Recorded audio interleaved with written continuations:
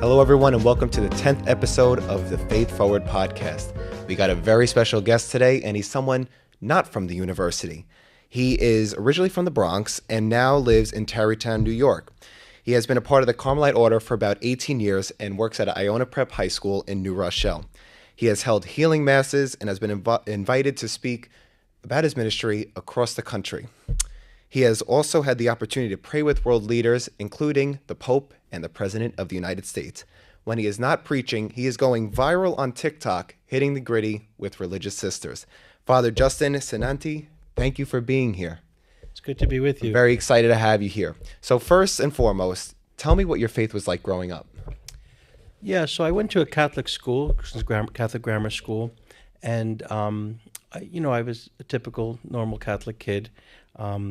My mother and my grandmother were very influential in my spiritual life. I remember, when I was a little young boy, my grandmother gave me a little statue of the Blessed Mother, my first scapular. My mother would take us to a local shrine grotto in the area. So I kind of grew up, we'd say, in somewhat of a Catholic culture, a Catholic school in the Bronx, St. Francis Xavier. And that was kind of how I grew up. And I wanted to be a priest since a young age, so that was kind of something that I kind of fostered as the years went on, my vocation, because I grew into my vocation. Right. So you knew from a young age that you wanted to be a priest? Yeah. Or did that kind of just develop? Yeah. Some would say I was 5 years old in kindergarten. A kindergarten teacher told my mother that I was going to be a priest. And my mother was a little shocked. She's like, really? She didn't. Not that she didn't see it, but she was like, I guess threw her off guard. But and I remember the kindergarten teacher saying, my mother told me later on that she said, oh no, he's going to be a priest. I guess one thing was I brought the statue of the Blessed Mother to show and tell. So maybe that could have been. That was a sign. That was a sign, yeah. And you're living in it now. Now I'm living a dream. Yeah. So now tell me about the Carmelite Order. What drew you to join that order? So interesting enough, I entered the high school seminary for the diocese, the Archdiocese of New York, and I was there 4 years in high school, 4 years in college seminary, and then I was ordained a priest at 25 years old, and as a diocesan priest for New York. But one thing that I was missing after a number of years being a priest, I missed the fact of living in community, which in the seminary you do. You live in community. You kind of have a prayer life together and fraternity and whatnot. You do your ministries, but you kind of come together as a community. So as a diocesan priest, you kind of live on your own, you would even have to develop your own prayer life. And I was so many years as a seminarian, from 14 years old till ordination, that once I became a priest, even though I loved being a priest and the ministry of the priest, kind of living on my own or kind of doing my own thing was a little bit more complicated. So I was at an age that I was young enough to still look into religious life, to join a religious order. And I was drawn to the Carmelites for a couple of reasons. One was the devotion to Our Lady. We are the Marian order of the church, and the scapular is what we wear, the brown scapular, the miniature versions people wear. So I was always devoted to the scapular, always devoted to Our Lady. I became friends over the years with different Carmelite monasteries of nuns in particular because of my devotion to Saint Therese, Little Flower. And I would always rely on them for prayers. I'd always go to Carmel to pray. I would always call the monasteries for prayers. And then we have a shrine in Middletown, New York, and I was in a parish not far from there. And again, I would always go there to pray. I would go to confession to the friars at the shrine in Middletown.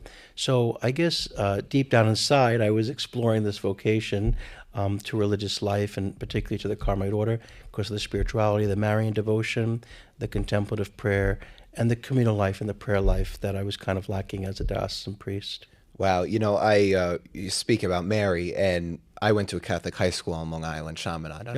You're familiar? Yeah, for sure, because Iona Prep, we're rivals, Yes, in certain sports, you're right. In certain sports, Yeah. Hockey. I was a rower, and we would always row against Iona Prep.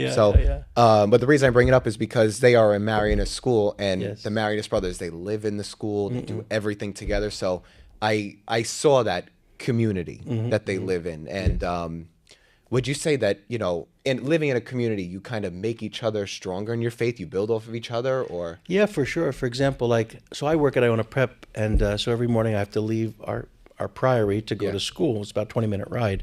But because as a community, it's important that for us to pray together. We have morning prayer at 6:30. And the reason why we have morning prayer at 6:30 is because I got to get out of there by 7 to get to school at 7:30, right? So if I wasn't in that community, the brothers could pray later, maybe 8 o'clock. They could have morning prayer, Right. But also, the days that I don't have school, like for example today I didn't have school, I made sure I got up at 6:30 because the brothers were in the chapel praying at 6:30, and in some respect is because I had to go to. You normally have to go to school in a normal situation, but it kind of encourages you to kind of be more faithful to your prayer life. If you know people are going to be in the chapel waiting for you, so to speak, to pray, you're going to get out of bed to be there to pray. So it's kind of an extra support system, I would say. I mean, you could always pray, even you pray on your own. I pray on my own, even when I'm on vacation and whatnot. Yeah. But it just kind of, that communal prayer kind of encourages you to be there, Right, yeah. So tell me about your role at Iona Prep High School. How'd you get there? How long have you been there? Yeah, so I've been there 8 years. When I was a diocesan priest, I worked in different ministries, parish ministries and education, and I really enjoyed education. Not so much, not the academic setting, but I kind of ran wherever school I was in, did campus ministry, chaplaincies, and I kind of ran as if it was a parish. But I didn't have to worry about bills and boilers and things like that, like parish priests have to worry about. So I really thought of each of those places as my parish, basically. And so with the students at Iona, basically, it's a ministry of presence. I'm there every day. I am available for confessions. I have to say every day kids come for confession. I have daily mass. Sometimes you get up to 75 kids giving up half their lunch period to go to mass, praying with students, even non-Catholic students. Like, you really have the opportunity to kind of evangelize everyone. We have a religious we call it the sacraments program for school. We have like 32 kids this year preparing to receive the sacraments. Wow. 13 baptisms, communion, confirmation. These are kids that didn't really have parishes. They kind of fell through the cracks, and they came to our school, discovered the faith, and now they want to become Catholic and receive the full sacraments of initiation. So this is what I keep myself busy with, preparing them for sacraments. I teach an elective. I teach a senior elective on spirituality, so I get to be in the classroom and then also just being around. We also have a grammar school, so one day a week I go to the grammar school. We have the little kids preparing for First Communion, confirmation, and I teach a religion class of 6th and 8th graders. So basically, that's my ministry every day, was with the young people. So we have 1,000 boys all together, and it's basically a parish of 1,000 boys. Wow. What has that experience been like for you to, have that influence on the younger people? Oh yeah, we always say the young people are the future of the church. I always like to say they are the church and not just the future of the church. But even recently, there was actually a student from here who graduated Iona a couple years ago who I've really been out of contact with. And just the other day, he reached out to me. He was home visiting his family, and he was going through some hard times, and he remembered his high school priest, and he reached out and without giving too much information, he came back to the sacraments after a number of years and was kind of all in. So so you plant seeds in these young men's hearts, and you don't know when they're going to grow or bear fruit, but they do. They come back. A lot of boys do come back. They tell me what they're doing. I was at the Eucharistic Congress not too long ago, and we just had a Sikh conference I went to, and there were about 4 or 5 of my former students. Some go to Villanova, some go to different schools, but we got together for lunch one of the days that we were there, and they were all sharing about how they grew in their faith, how Iona planted the seeds in their heart, and they all became like mature Catholic Christian gentlemen. And I was like a proud dad watching my kids saying how much they were living their faith, who's evangelizing, who's doing focus missionary now, who's bringing their friends to church. So, it's just like you see the fruits of your labor. And I've been there 8 years, so I've gotten to see a lot of these young men grow into men to be really good Catholic gentlemen. So, and I'm sure that makes you feel good. So you're so proud. You feel like I'm not wasting my life, Yeah, right. So I want to go back to what you just mentioned about the Eucharistic Congress. It was in Indianapolis, and it was 2 years ago. So tell me about that experience. What was it like for you and your faith? Yeah, so the reason why we went was, obviously this was a national event to grow deeper in our love for the Eucharist, and our order had a table there to kind of promote our spirituality and encourage vocations to the Carmelites. So just being there, just seeing all the faithful people there is incredible. As I mentioned, if there's a little clip of me on the internet. They interviewed me, and then basically, I remember going to the Adoration Chapel, which was the parish church across the street, which is a nice-sized church, packed 24/7. Wow. You couldn't get a seat in there. People just adoring Jesus in the Blessed Sacrament. And it just encourages your faith when you see people from all over the world, all over the country, all walks of life, different ages, adoring the same Jesus in the Eucharist. It's just a powerful testimony to our faith. And it's, of course, every time you're in these situations, you realize you're not alone in your faith. There are thousands and thousands, hundreds of thousands of people believe in the same thing you believe in. And just as a priest, to be able to witness that and to minister to them. Many people came for confession, who asked for blessings, who were questioning, growing in their faith. So just to be available to that was a great blessing. Wow. I could say for adoration because I was introduced to it in high school. And it really is a powerful moment for you or for me, because although you're just sitting in silence or in praying and looking at the Eucharist, 1,000 words are being said in your brain. Like it's just such a powerful moment, and it's calming too. Yes, yeah, for sure. A lot of peace comes from it. Tell me about the healing masses you lead. What is involved with them? Yeah, so kind of growing up, I used to go to this charismatic prayer group, and I kind of grew up in like maybe middle school age, was going to healing masses, and I just kind of received a lot of peace from that. Also, I would say, as I was getting older, and even growing in my priesthood, obviously there's so many people that suffer illnesses and struggles. And I had a sense, especially working with young people, because you could try to explain things to them, but it's nothing like, before the Lord gave the Sermon on the Mount, he healed the blind man, he healed the leper. That's what got them to kind of say, what does this guy have to say? If I was blind, now I could see, let me listen to this guy's message. So even our Lord, people encountered his healing touch before he even would speak to them about maybe living a good life. So I kind of feel the same thing, especially working with young people. You could give them all kind of facts of who God is and who Christ is, but there's nothing like experiences his healing presence. So maybe almost 10 years now, I had a sense that I always kind of did healing masses and prayed with people for healing, but I had a deeper sense to ask God for the gift of healing, and I started noticing not little, but even big miracles happening in people's lives, physical healings and whatnot.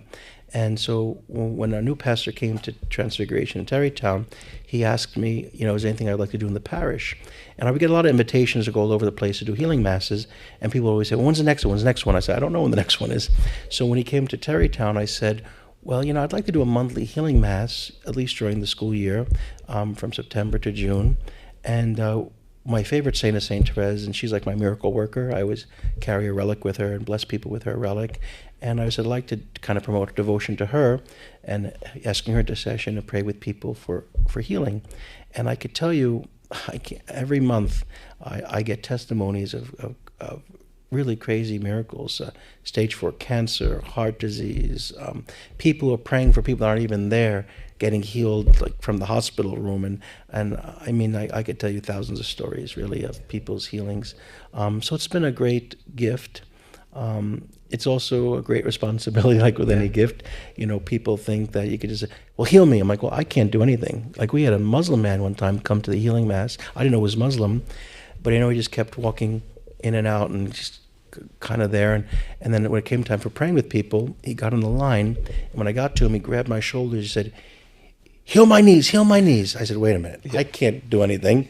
I could pray for you. I could ask Jesus to heal you. I could ask St. Teresa's intercession. But, it's not like magic. He said, but I'm going to lose my job. He's like, I'm a laborer, and if I don't walk, I'm not going to be able to work. So heal my knees. I said, well, okay, let's ask Jesus to heal. I can't do it, but let's ask Jesus to heal your knees. And so I prayed with him. It was kind of funny. Usually when we pray over people, they close their eyes. This guy was giving me like a death stare, and I'm like praying over. You better make this my work. eyes closed, and I'm praying, and all of a sudden, my eyes are closed, but then open them, and he's staring at me, and I'm just praying. And then all of a sudden, like I was done with the prayer, and he kind of looked at me like, "You done?" I'm like, "Yeah, I'm done." So usually people bless themselves or genuflect at the tabernacle. He just like whoosh, walked right out. So I said that was kind of strange. I didn't know who he was. The next day, his friend who was Catholic, who I know, she called me up to tell me that basically that her neighbor who was Muslim came to the healing mass because he was going to lose his job, and he was healed. Walked out of the church totally healed. And this is the real miracle. This is why God does physical healings, because the spiritual healing is more important.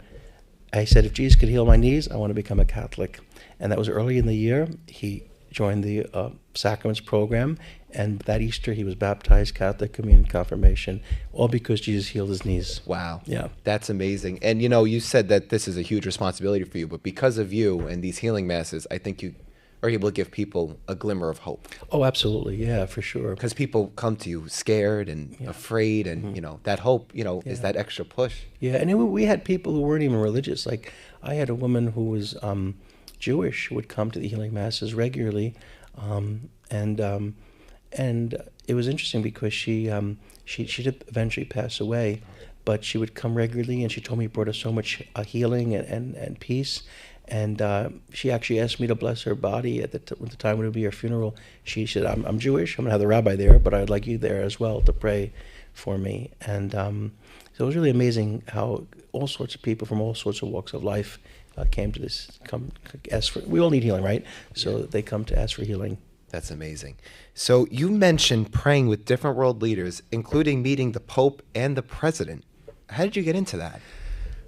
First of all, which Pope did you meet? Pope Leo. Pope Leo. Recently.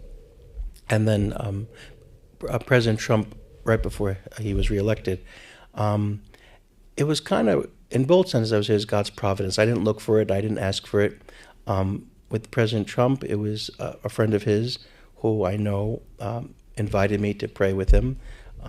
This is after he got shot, right? So, regardless of your political persuasion, a man who gets shot in the head who wants prayers for protection. I believe it was a miracle. Yes, yes, absolutely. Yeah. So I had the opportunity they brought me to meet him, and I was able to pray with him with the relic of the True Cross, gave him a scapular of Our Lady for protection, and he was very gracious, and he was very grateful to receive that prayer and blessing.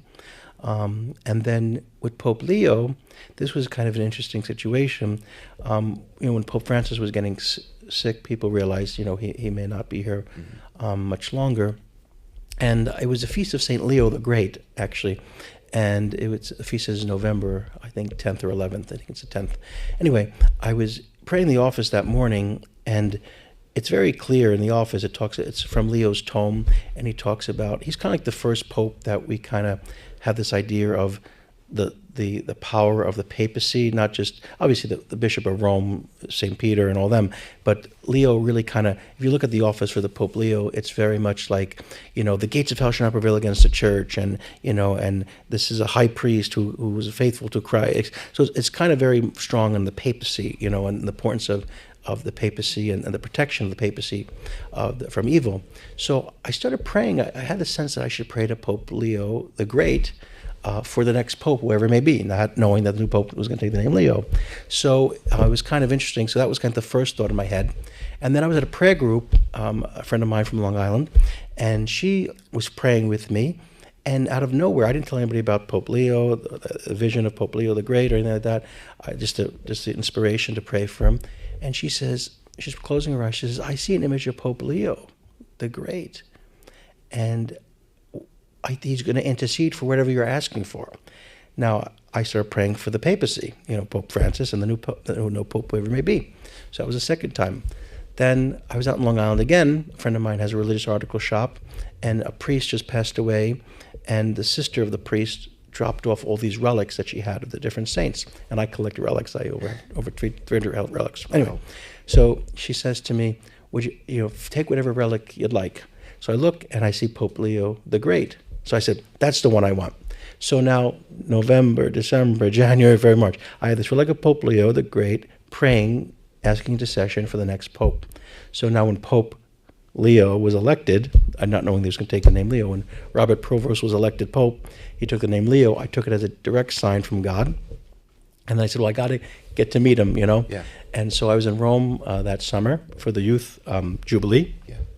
And I had the opportunity to meet him, shake his hand, and I had the relic of Pope Leo the Great with me. Now, I wanted to pray with him with the relic, but how do you kind of say to the Pope, could I bless you with the relic of Pope Leo the Great? He's the Pope, right? Yeah, right. So I put it in his hand thinking that he was just going to either pray with it or whatnot. But when I put it in his hand, he said, oh, Pope Leo. And he thought that I was going to give it to him as a gift. Yeah. Now, of course, I would give the Pope whatever he Yeah, wants. right. But he's the Pope. He has a relic of Pope Leo the Great in his cross. The body is in the Vatican, Yeah. so he can get all the relics he wants. Yeah, yeah. I felt God gave me this to pray for him. So I said, how do I get this back without thinking, So I said, Holy Father, can you bless me with it? So he prays over me, blesses me with the relic. He took his time with it. Then he removed again, and then he put it back a second time. And that's when I felt I could pray for him and asking Pope Leo to kind of intercede for him. So it was a very special moment, actually. It was about almost 5-6 minutes with the Pope. Wow. And praying with him and having the relic of Pope Leo the Great, which I felt God wanted me to pray for the Pope, the new Pope, whoever he may be. And when he took the name Leo, I said, wow, this is a confirmation. That's beautiful. Yeah. And I'm sure you're never going to forget that. Oh, moment. yeah. I have the relic in my room, and I have the picture of me with the Pope and the Pope praying over me with the relic. Wow, that's really Yeah. special. Yeah. So with all of your influence and everything you're doing and continue to do, how will you move your faith forward? Well, every day we have to grow in faith. You know what I mean? Every day when I wake up, I have to pray for an increase in faith, increase in trust. So how do you grow forward? Well, tomorrow we begin Lent, Ash Wednesday. Yes. And it's a great time for us as a church and individuals to kind of get back in spiritual shape, So the church gives us these 3 disciplines: prayer, fasting, and works of charity. Now, I always tell people we should always pray, we should always fast, we should always do acts of charity, not just during Lent, all year round. But because of human nature, we kind of cut corners, we get a little laxed here and there. So Lent is a time for us to kind of get back into spiritual shape, so to speak, kind of like the spring training for the church, So that's how I think we grow in faith, is ultimately just by practicing faith, making acts of faith, growing in prayer. So that's things that I'm hoping to do this Lent, to increase my faith, by continue to grow in prayer and trust in God's love for me. Of course, a sacramental life every day, going to confession regularly, receiving the Eucharist regularly, praying the Rosary. These are ways that we could increase our faith. And I always tell the boys at school, this is our lifeline. Just if you do confession regularly, Mass weekly, adoration as much as possible, and a daily Rosary, just those 3 basic things, that'll be your lifeline. Now you could always do more, Lectio Divina, read the Scripture, go on retreats, do adoration, holy hours. But just the basic things: regular confession, daily Sunday Mass especially, but even daily Mass if you can, and some type of daily devotion to Our Lady of the Rosary. That's like your lifeline, and you'll always be connected to God. And that's how really you'll increase in faith. That's a beautiful message, and I'm going to remember that. Yes. Father Justin, thank you so much for being here. It was a pleasure talking to you and hearing about your story. Great being with you. Thank you. Thank you. And thank you for watching. That wraps up our episode 10. I got to give a shout out to Matt and Alex in the back. Thank you guys for being here, because without them, there is no show. And that's it for us here, and we'll see you next time. God bless.